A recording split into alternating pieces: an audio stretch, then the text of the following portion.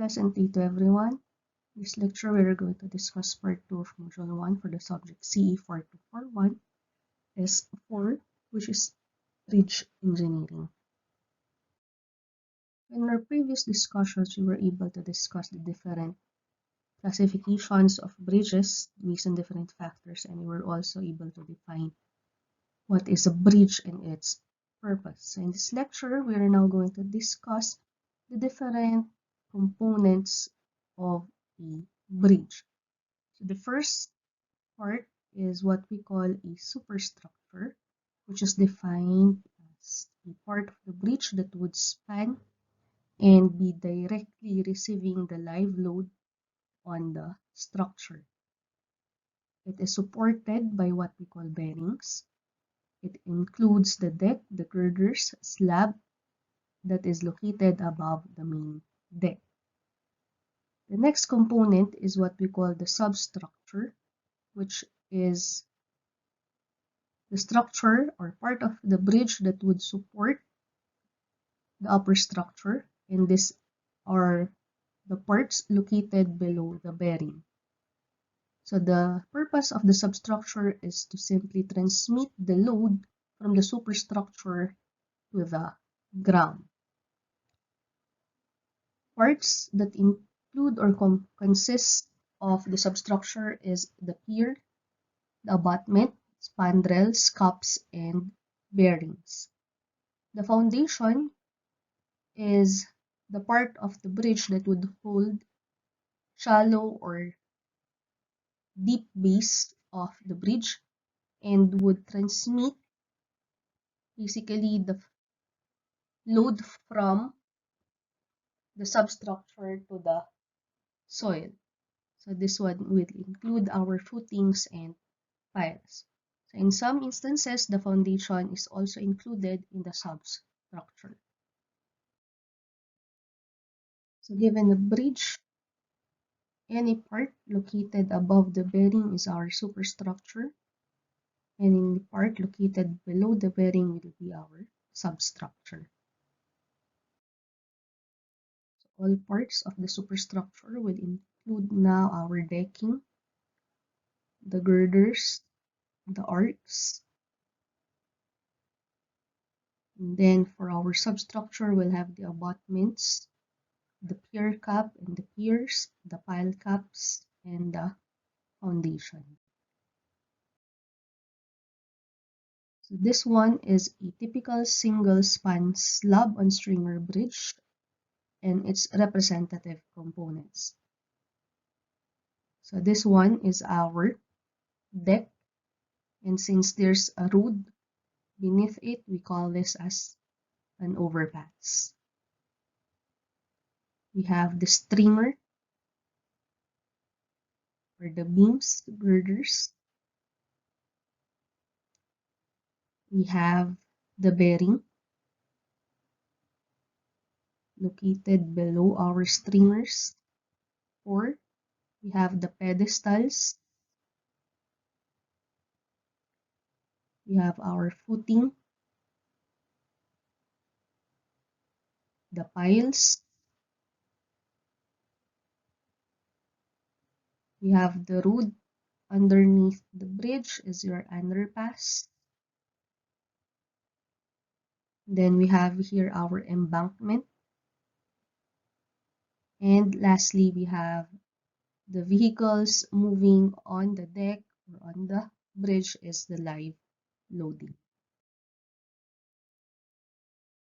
A typical superstructure will have the wearing surface, the primary, and the secondary members. We also have the deck, and we have your cover plate. The wearing surface is defined or also referred to as a course or the wearing course, is the topmost layer of material that is applied upon the deck to provide a smooth riding surface and to protect deck from effects of traffic and weathering. In some instances, the wearing surface is a separate layer to the deck made out of bituminous material and for some cases, they are an integral part of the concrete deck.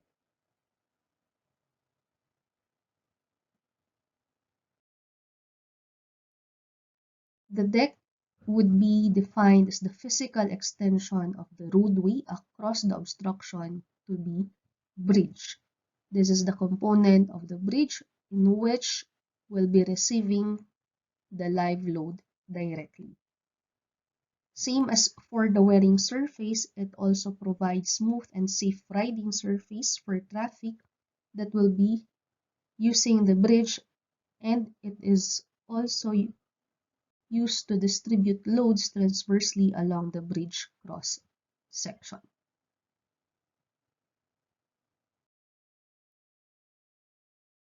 So there are different materials used for deck. We have the timber decks, which are normally referred to as decking or timber flooring, which is limited, or in which this term is limited to the roadway portion that would receive vehicular loads.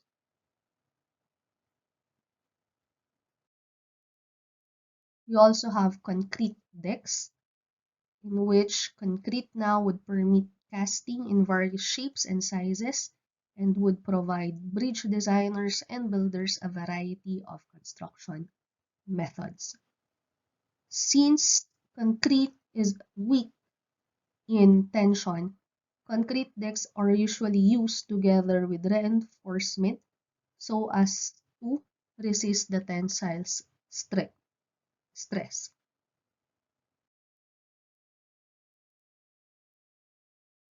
And lastly, we have decks made out of steels, which are composed of either solid steel plates or steel grids.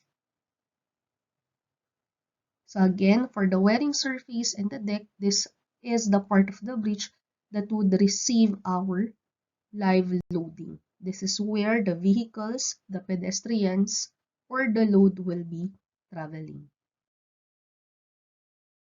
As we have discussed, bridges could have or can be formed through trusses or a framework of trusses. And this trusses now would include primary members. These primary members would act to distribute loads longitudinally and are used to and are designed to resist flexure and shear. A beam type primary member is also referred to as stringers or girders. So all throughout our discussion in the subject, primary members, especially beam types, will be called stringers. A hunch is a small slab that is placed between the deck slab and the top flange of the stringer in order for the slab not to rest directly on the member.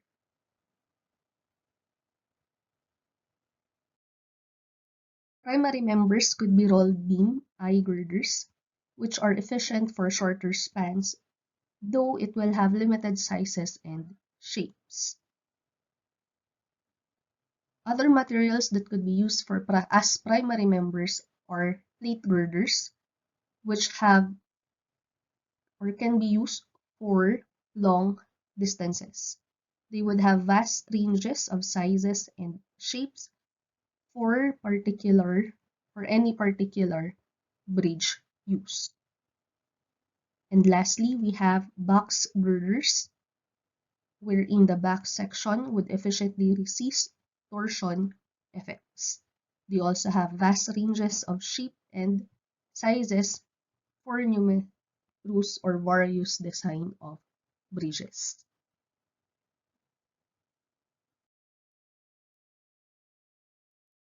For our truss frame, for a bridge, we also have secondary members, though not all bridges will have this part of the bridge.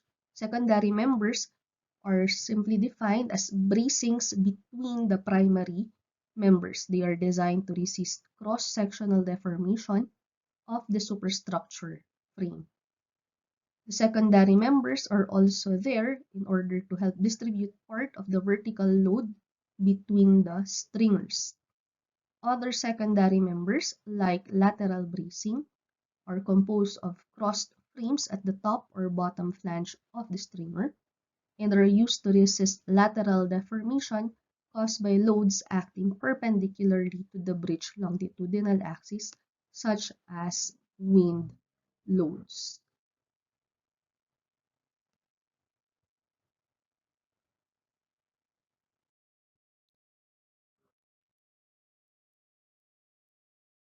Then we have your cross frames. These are used on steel girder bridges to provide torsional stiffness during construction and in final condition. So these are examples of cross frame secondary member. So they give support on our stringers and additional stiffness.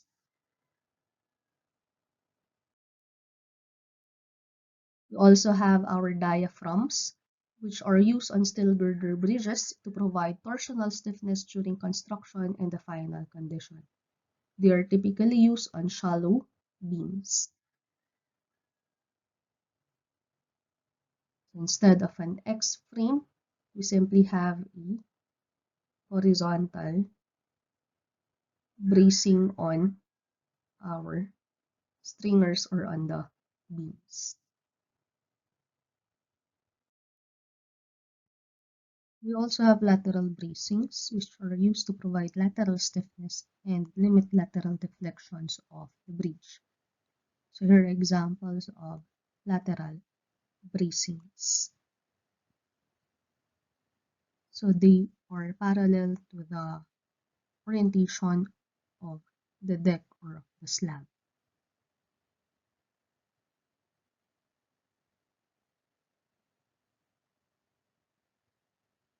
X braces here. So next part of the superstructure is what we call the bearings. So these are mechanical systems which would transmit vertical and horizontal loads of the superstructure to the substructure. So this accommodates movement between the superstructure and substructure, and use and functionality of the bearings would vary greatly depending on the size and configuration of the bridge. There are two types of bearings. The first one is expansion bearings, which would allow both rotation and longitudinal translation, and fixed bearings, which would only allow rotation. So bearings here are placed below our stringers, our beams, and then is placed above a pedestal. There are different kinds of bearings. We have elastomeric bearing, rocker bearing, disc bearing, pot bearing, and mechanical rollers. So for elastomeric bearing, it would help the up and down, help in the up and down motion of the bridge. For rocker bearings, it just help on the lateral movement of or longitudinal movements. We have here the rollers.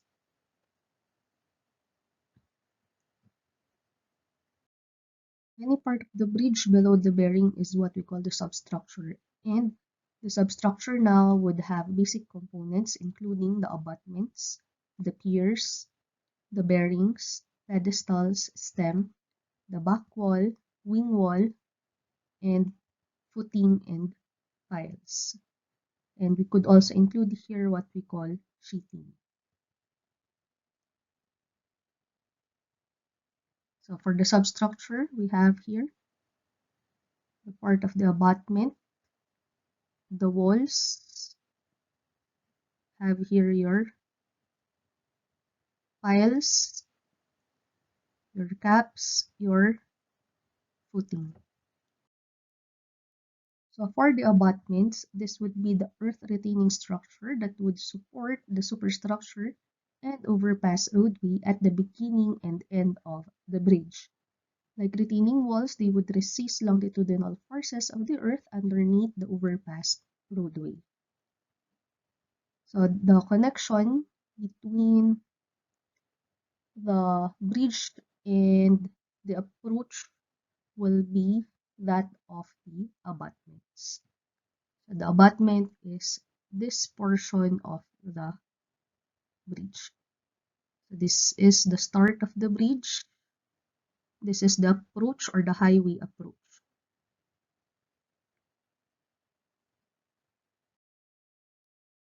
Second component under the substructure is the piers.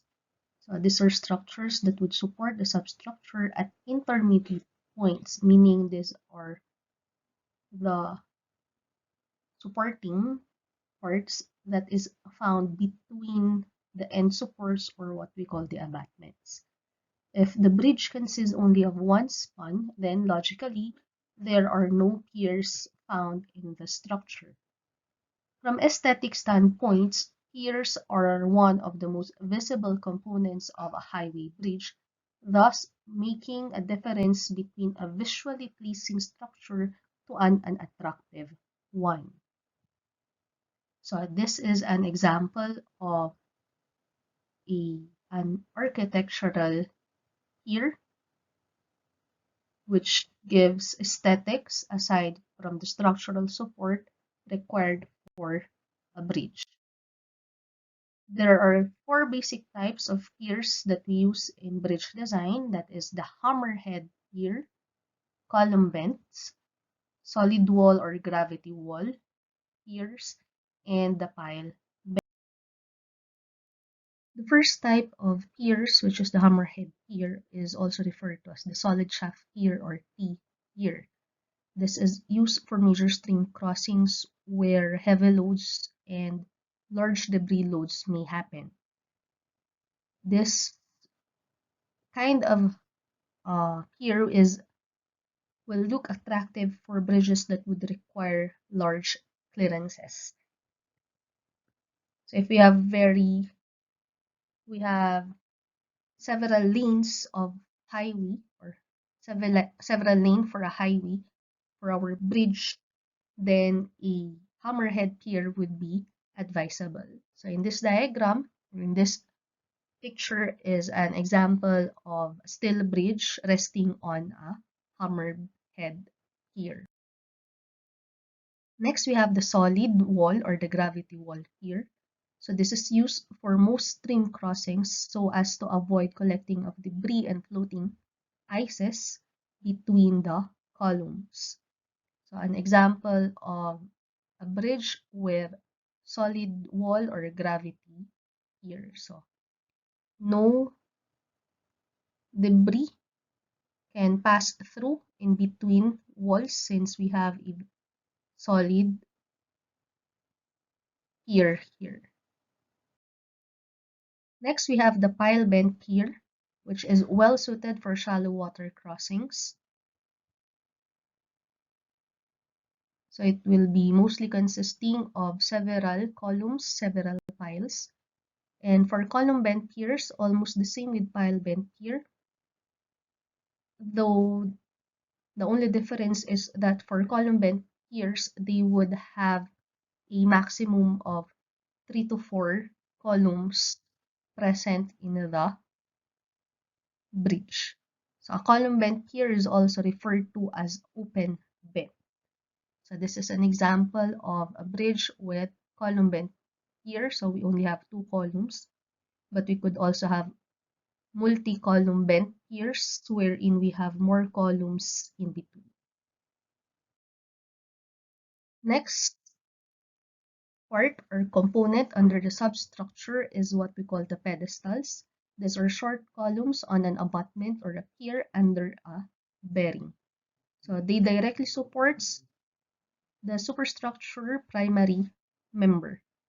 A bridge seat is used to refer to the elevation at the top surface of the pedestal. So usually the pedestal is where we put our bearing. It's normally designed so as to have different heights in order to obtain required bearing elevations. So we can see here, this is our pedestal, this is the bearing, and this is our pile cap or our pier or our column. Other components under the substructure would include the stem or the stem wall, which is a primary component of the abutment that supports pedestals on top of the footing. Its main function is to transfer loads from the superstructure to the foundation. Another component is the back wall, which is the component of that abutment acting as the retaining structure on top of the stem. It also supports the approach slab connecting to the bridge deck or bridge wearing surface. Then we have wing wall, which is the side wall to the abutment, back wall, or stem. It's designed to assist in confining the earth behind the abutments. So in this diagram, we could see the entire abutment is here behind the structure. So the back wall is above the stem. The wall beside that contains the other part of the earth or the ground is our wing wall. So side view, we have here your back wall, the stem, the foundation. So this is the earth and this is our embankment, or this is the soil behind it. Then in front of it is, on this side is where there could be an underpass passing here or a water flow. So this one is a wing wall of a bridge. This one is, we're going to look closer. This is the back wall. This is the stem. Then this is our wing wall, the wall at the side. So it could be perpendicular to the back wall and the stem, or it could have some angle with the stem and back wall.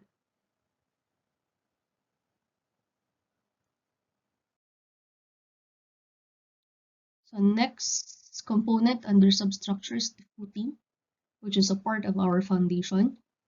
So as we know that the bearing would transfer the load from the superstructure to the substructure, and abutments and pier footings now would transfer the load from the substructure to the subsoil or to the piles. A footing would supported by soil without piles will simply be called spread footing in this case. But if we will have a pile, then it will now be known as a, or called as a pile cap. And then lastly, we have the piles. When soil under a footing cannot provide the adequate support required for the structure, for the substructure in terms of the bearing capacity, overall stability, and settlement, support now is obtained through piles, which extends down from the footing or the pile cap to the stronger soil layer or bed. And last but not the least, we have sheeting, which are vertical planks driven to the ground to act as temporary retaining wall, permitting excavations. So these sheetings could remain in our structure, or some cases others would not remove the sheeting and would remove the sheeting, as some would be aesthetically a hindrance to the overall look of the bridge.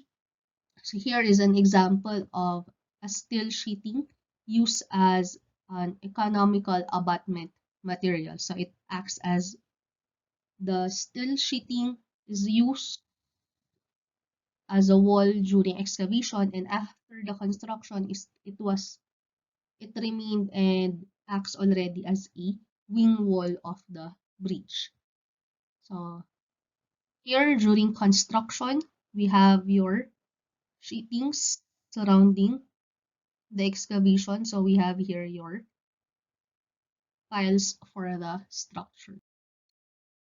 Next, we have what we call the appurtenances and other site-related features. When we say appurtenance, this would be any part of the bridge or bridge site which is not a major structural component but would serve purpose in the overall functionality of the structure of the bridge.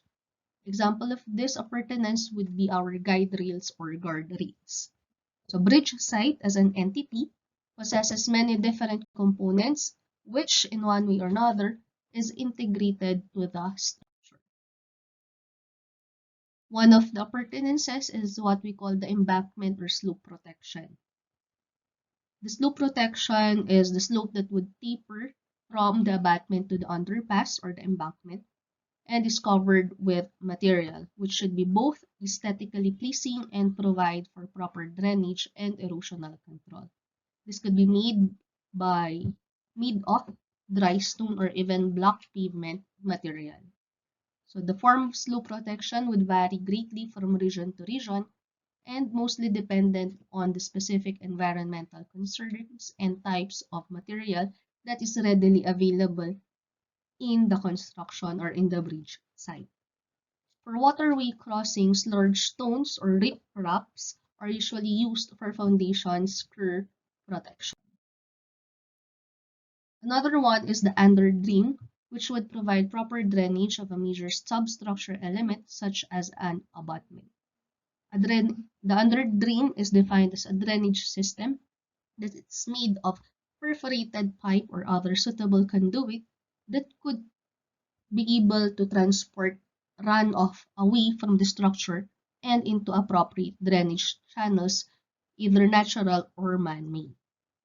Next, we have the approach, which is the section of the overpass roadway, which would lead up to and away from the bridge abutment. So this is the part which connects the highway to the highway bridge.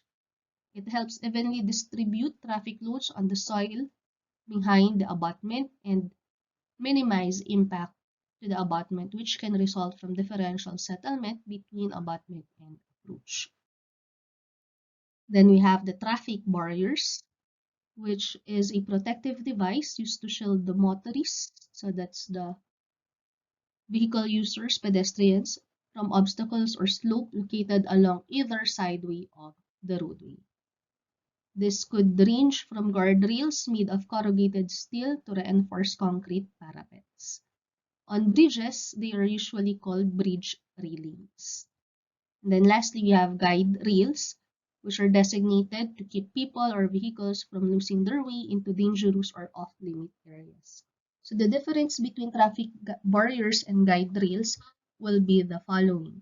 So for traffic barriers, they are those found on the end or end sides of the bridge.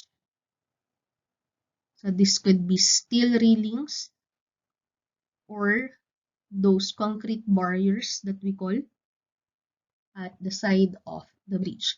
For guide rails, they are there to give us warnings of the locations where it is off limits or dangerous. Though it will not be, so it could be, we could have here a guide rail and then the traffic barrier is on this side. Okay. So other parts of a bridge would include the bridge tower or sometimes called the mast or the pylons. So these are the vertical supporting parts used for cable stayed or suspension bridges. This is where the cables would be attached together with the deck or the anchor arm. So usually this is made of high strength in situ concrete, but for some bridges they are made up of high strength steel.